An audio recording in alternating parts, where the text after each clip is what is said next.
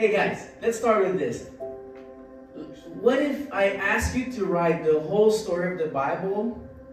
No, not just the story of the Bible.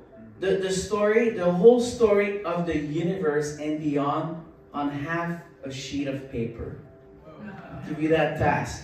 Could you do it? Where would you begin? And how would it end? Like if you take the time to do so, like you'll see, it's not an easy task. But today's message, I'm going to show you a time when Jesus told the story of our world perfectly, and it can stand in half of a page. The creation, the fall, even his own death before he died. And guess what? You and I, we are part of the story as well. I'm telling you, it's a masterpiece, and that's the title of my message today, the story of our faith. When I read this little parable, it increases my faith. When I read it, like you just realize that Jesus is really, truly the Alpha and the Omega, the beginning and the end. He cannot come up with stories like this if he doesn't know the whole story. That story makes me so grateful, but also deeply sober. Like I feel challenged when I read that story. Are you ready this morning to embark in this ride before the meal? I know some of you are looking for the physical meal, but let's have a spiritual meal before. Now, put yourself in the context of this parable we'll read in Matthew 21. Jesus just came in Jerusalem a day or two before, on the back of a donkey. People shouting, Hosanna, Hosanna, God save us. And Jesus, when he saw the mess at the temple, he with the whip, like he cleared all the temple from the vendors and all that. It was like crazy in Jerusalem. The tension was so high. Everybody had their eyes fixed on Jesus. They were like, who is that guy?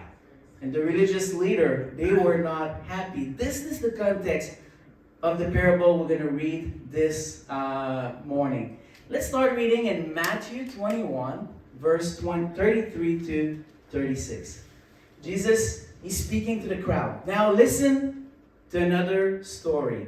A certain landowner planted a vineyard, built a wall around it, dug a pit for pressing out the grape juice, and built a lookout tower. Then he leased the vineyard to tenant farmers and moved to another country. At the time of the great harvest, he sent his servants to collect his share of the crop. But the farmers grabbed his servants, beat one, killed one, and stoned another one. So the landowner sent a larger group of his servants to collect for him. But the results were the same. This is just the beginning, half of his little story. Jesus' parable is a short story to convict people and to make a spiritual point. What I like about this parable, it's separated in two parts. First part, we just read it, it's what it was. What it was kind of before Jesus came in this world. And the second part is what it will be. Okay, so let's focus on the first part, what it was. You saw all the verb, all the text, it's in past tense. So Jesus is telling a story that already happened. And basically, it's also a prophetic parable because it's going to talk about what is about to come. In your own time, go read Isaiah chapter 5, the first verse 1 to 7. All this imagery of the vineyard and God's people and all that, it's all there. Prophet wrote this centuries before Jesus, Isaiah chapter 5, and it was all the material that Jesus needed for this parable. The first part, as I said, exposes God's rights because of everything God did for his people. Jesus is reminding in his story, the landowner planted a vineyard. He built a wall around it. He dug a pit for pressing out the great Jews, and he built a lookout tower. He's reminding all the things he has done for his people, and he's just reminding people it's his basic right to get a share of all this. Would you agree with this, right? Amen. But you'll see later in the story, he's going to put in a position the ungratefulness, the pride, and the perversity of some people here, right? And we'll read a little bit later. Maybe at that time, people didn't pick up right away, but he was referring to the religious leaders, especially of Jesus' time and before. And he's reminding them what happened. So God sent servants to get what he's supposed to have. What these people did, what the farmer did, they grabbed the servant, they beat, they killed, and stoned all these servants sent by God. So let's pause for a moment and let's ask ourselves this question. Who is the landowner? God. It's God, right? It's very obvious. Probably, hopefully, when we were there at that time, we would maybe make that connection pretty quickly. Now, what is the vineyard? The world. The world, yeah.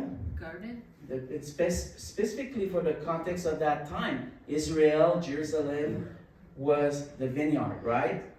What are the tenant farmers? Who are the tenant farmers? Us. The leaders of Israel at that time, for sure, and God's people in general. And there's another character that we see, other characters, I would say, on the story. It's the landowner servants. Who are they?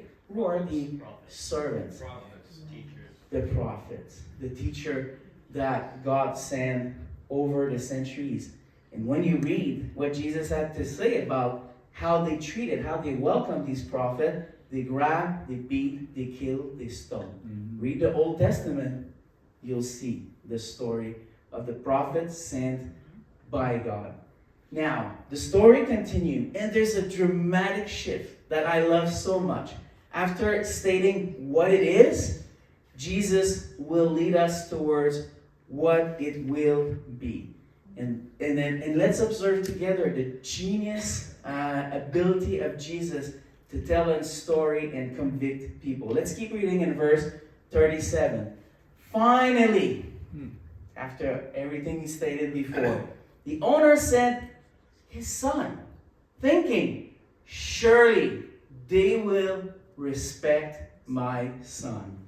But when the tenant farmers saw his son coming, they said to one another, here comes the heir of this estate. Come on, let's kill him and get the estate for ourselves.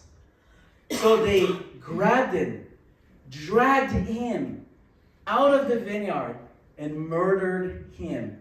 When the owner of the vineyard returns, Jesus asked, what do you think? What do you think he will do to those farmers? Can you imagine being around the temple and having Jesus teaching to the crowd of people this story? Do you notice the dramatic shift from past tense? Now he's talking about the future. And there's a great shift. Like he's going to send his own son. And the expectation, for sure, they will respect him. But we see the outcome, the rest of the story. I'm sure people, they were amazed. Looking at each other. Try to process the little short story of Jesus. What is he talking about? Who is he talking to? I'm sure they were thinking about all this. For sure, it was an intense moment. Very dramatic. Until Jesus asked that question. Did you see at the end of that question? Jesus engaged the crowd. And he asked the question, what do you think? I don't want to focus on what I do think, but what do you think? What do you think he, the landowner, should do with the tenant farmers?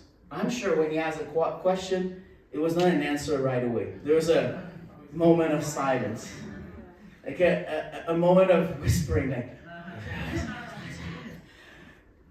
there was a silence. And then let's continue to read the story in verse 41. The religious leader, they will answer Jesus. The religious leaders replied, "He will put the wicked man to a horrible death, and you will lease the vineyard to others, who will give him his share of the crop after each harvest." I don't know for you, when I read a story like this, I just have a chill.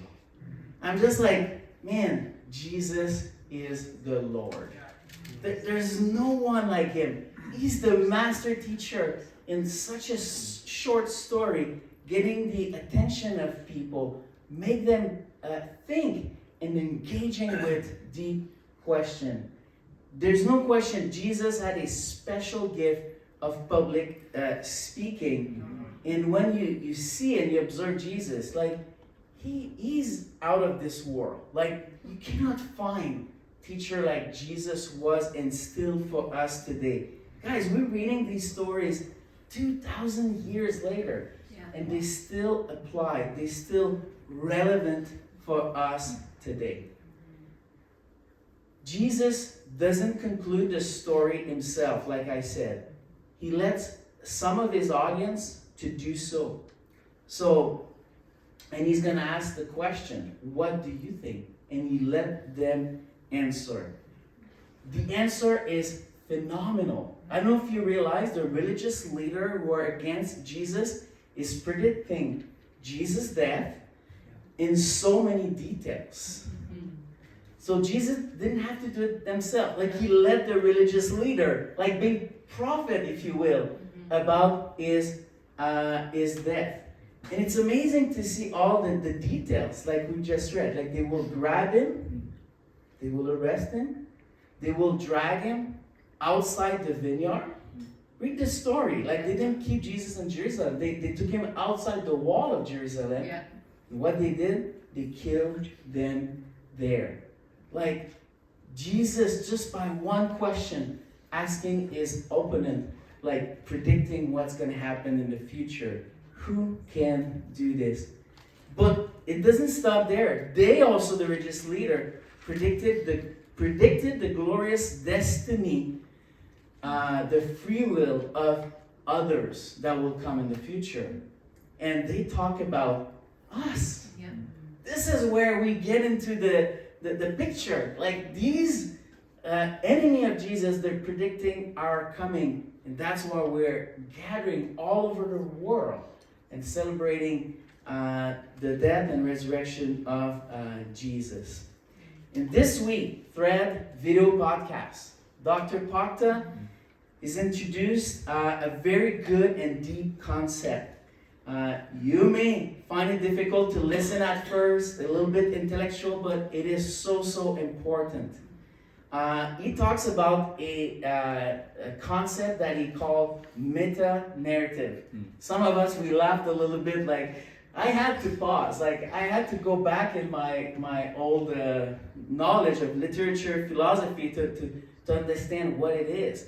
And I don't know, maybe as simple audience, you may listen to this like, who do you think, David, like, we are? Like, we're not scholar, like, we're not the academic people. But that's the goal of this podcast, right? To push us outside our comfort zone. So maybe you listen and you didn't understand. Go back after today's.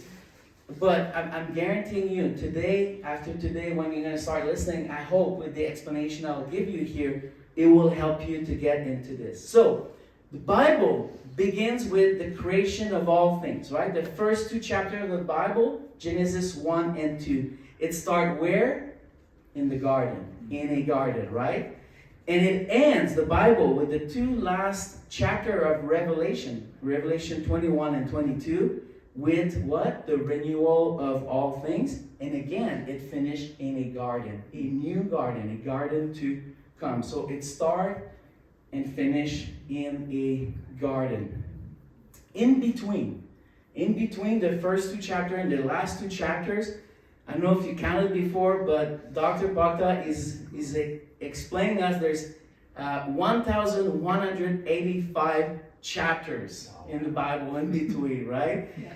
And it offers an interpretation of the meaning of all history, of not just Jewish people, but of humanity, past and future. So, going back to that term, what is meta-narrative? What is the meta-narrative of the Bible? Let's break it down in simple words. First of all, it's the big story. It's the big story that covers all the other stories we can read in the Bible. The Bible is like many books, 66 books written over a period of 2,000 years, like more than 40 authors writing in different languages. So when you read the Bible, you may be lost at first. There's so many stories. But the importance of meta-narrative is always seeing the big picture. Like there's one narrator. There's one big story from the beginning to the end. And that's the goal of what we're going to do the next 3 years starting this journey, understanding that big story.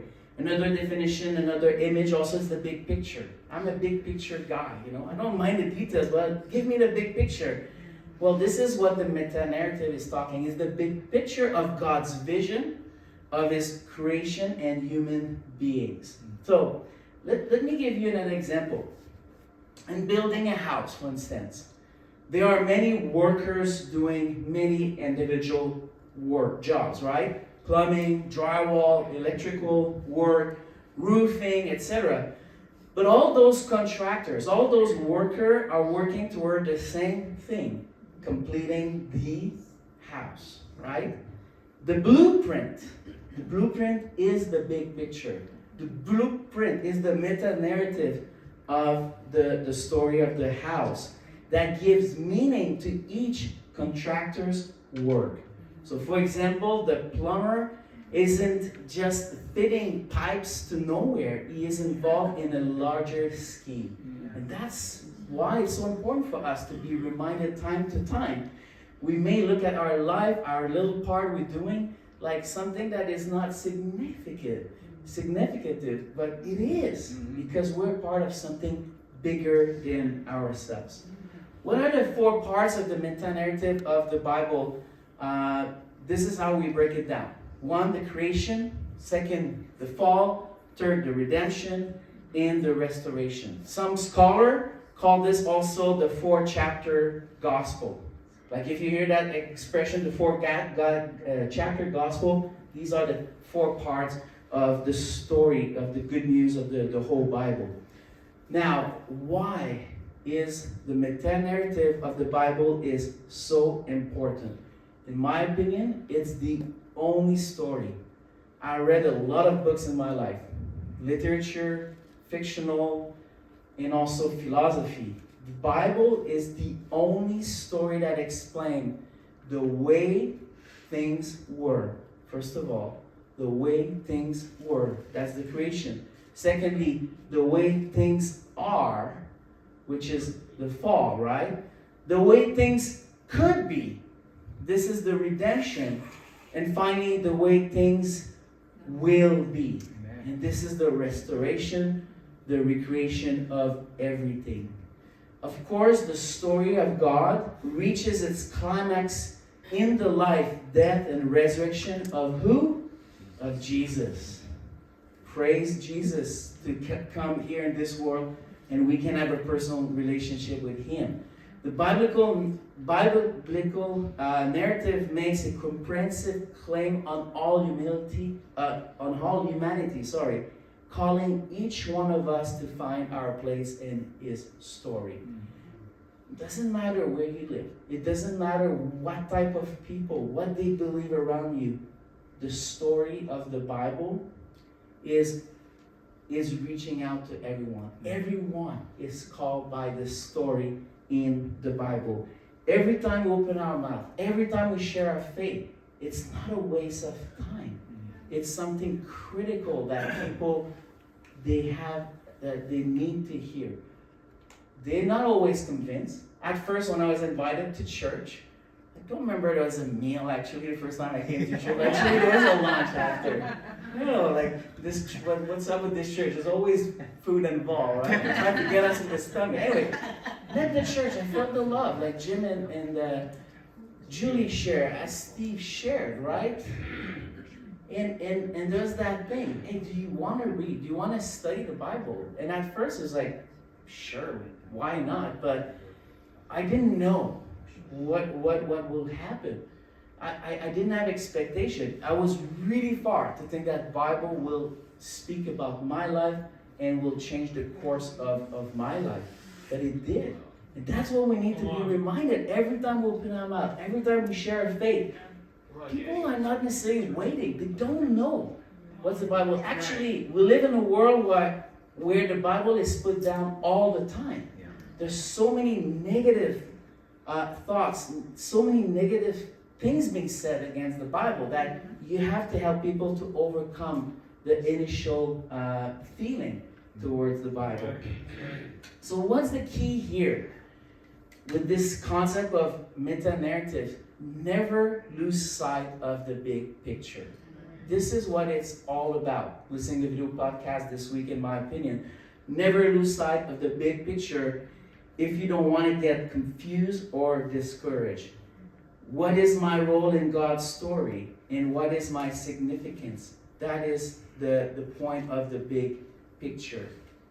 So, this meta-narrative is a unified biblical narrative. That's the thing that impressed me about the Bible when I first read it. There were different books. It seems like there was appearance of contradiction at first, but the more you're reading it, the more you're getting into it, you're just like, wait a minute, it seems like there's a mind, there's a spirit that tidying up all these books together. And this is what I would call the unified biblical narrative. This has the power to resist against the world philosophies and vicious traps of evil, no matter the generation we are in, first of all. It relates also to all humans and could help us to be free, safe from the upcoming judgment. Doesn't matter which generation you're part of, where you live in this world, it's relevant for you. It brings hope to a hurting and broken world.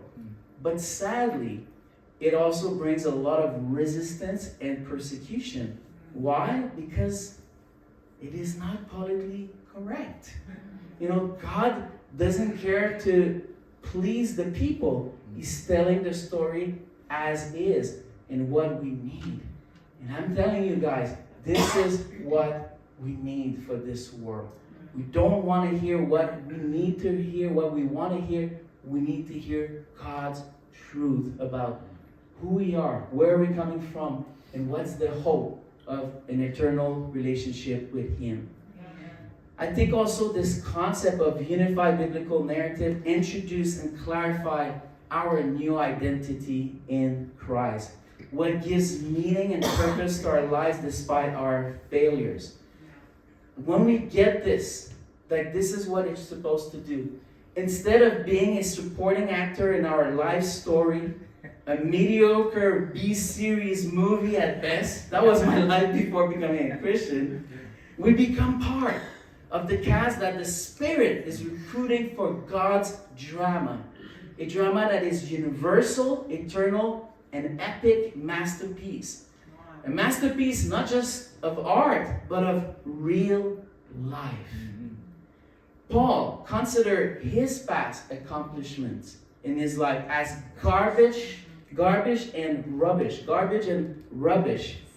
And it contrasts with the new identity in Christ that he claimed to have. He's now a God's child, chosen, precious, saved, holy, and blameless in His sight, God's ambassador and royal priest. This is the story not just of Paul's faith. This is the story of our faith. Can we have an amen in this? As we read in the story, the parable in Matthew 21, Jesus tells that God will lease the vineyard to others who will give Him His share of the crop after each harvest. We are the others. Yeah. When Jesus include and bring these others, He's referring to us. Now we're just going to conclude the parable and reading the rest of the story. I'm sure people, they were stunned by Jesus' story, and Jesus didn't let the people hang there. He brought 3 lines, and in my opinion, he's referring to 3 important prophecies of the Old Testament, just in 3 statements. Let's look at it together. Verse 42. Then Jesus asked them, did you ever read this in the scripture? The stone that the builders rejected has now become the cornerstone. This is the Lord's doing, and it is wonderful to see. Jesus didn't make up these words. They were written centuries before. Go read Psalm 118, verse 22 and 23. The whole Psalm 118 is prophetic, but these words are coming from this section. Psalm 118, verse 22, 23. Let's keep reading. Matthew 21, verse 43. I tell you, the kingdom of God will be taken away from you and given to a nation that will produce the proper fruit. If you know the Bible, you know that Jesus is referring to Isaiah chapter 2. In Jerusalem, the mountain, the word of God will come out, and people from all nations. Jesus is talking about that new nation, that kingdom being restored and introduced in the world. And finally, verse 44, or Matthew 21, anyone who stumbles over that stone will be broken to pieces, and it will crush anyone it falls on. Once again, Jesus is referring to words of prophets centuries before him. Go read Isaiah chapter 8, verse 13 and 14, and you'll see all that story about the cornerstone, and people will stumble over that cornerstone. These are remarkable prophetic statements, 3 verses in a row. Jesus didn't create this. It was there in the Old Testament all these centuries. That's what makes Jesus so amazing. Not just his story in few words is summarizing the story of the human being, the creation, the fall, the redemption, but also it's connecting with this book we call the Bible that was there centuries and centuries ago. Jesus will close this section. Let's read the reaction after his teaching, verse 45 and 46. We hope that people had a eureka moment. Aha, I understand. Thank you, Jesus. Thank you. That's not what we're going to read together. When the leading priests and Pharisees heard this parable, they realized. They were entertained by the story first. It's just like, oh, that's cute. That's not. Where is he going with this? And then they realized he was telling the story against them. They were the wicked farmers. Verse 46. They wanted to arrest him, but they were afraid of the crowds who considered Jesus to be a prophet. You see, when you look at the reaction of people, we need to come to this conclusion. What is the point of understanding and knowledge in our life if you're consumed by your pride and you're unable to admit your shortcomings, Lord, or your sins? What is the point of knowledge? It's like being people who break mirrors because it reflects the truth about themselves. That's not what we want to become, amen? The problem of these religious leaders, and I think we need to take a lesson here, they were fearing the crowds. They were fearing the reaction of others rather than fearing God. And every time we fall into that trap, fearing, thinking too much about what people may think, we're getting away from fearing and respecting the Creator. That was their problem. They preferred to preserve their comfort, their life, their little power, rather than serving God and submitting themselves to God. So I leave you with this question today. Have we made Jesus the cornerstone of our lives? Jesus came in this world. They examined Jesus. They look at it like a stone that was insignificant. They just rejected it. But Jesus said, this is a great mistake.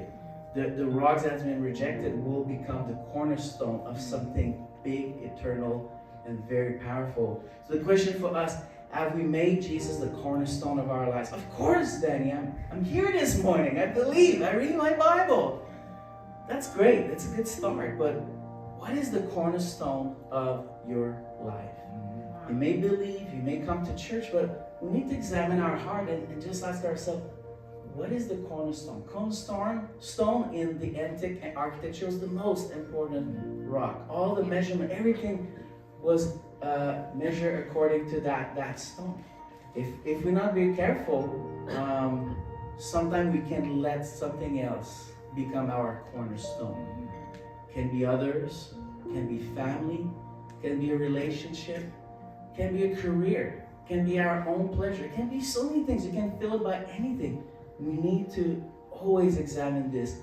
What is the cornerstone of my life? There's no better moment than today, just before having this meal, to think about this and making the decision we need to do. And if we do so, it's going to be wonderful, as Jesus predicted. We'll be the others who's producing the fruit that God is looking for. And all the world will see around with the fruit that they can see outpouring from our lives. Hope it helped you today. Enjoy the video podcast, week 4, and looking forward to see you again next week as we're introducing the study on Genesis.